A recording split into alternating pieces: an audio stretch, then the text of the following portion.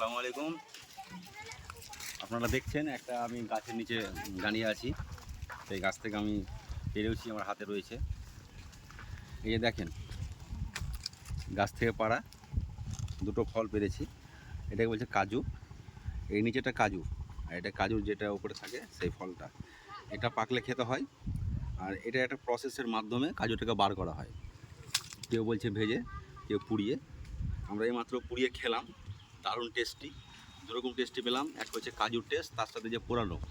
তো আপনারা দেখছেন যে চারি সাইডে কাজু বাদাম, পুরো একদম জায়গাটা হচ্ছে, আপনাকে বলে দিই, সেই রাজগ্রাম পের হয়ে খান খান যে একটা বাগান আছে, খান বাগানের পাশেই পুরো চারি সাইডে দেখুন আপনারা।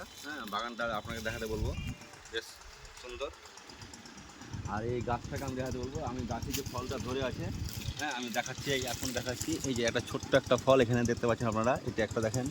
আর এই যে দেখেন পুরোটা এখানে একটা ঝুড়ির মতো রয়েছে এই কাজু বাদাম।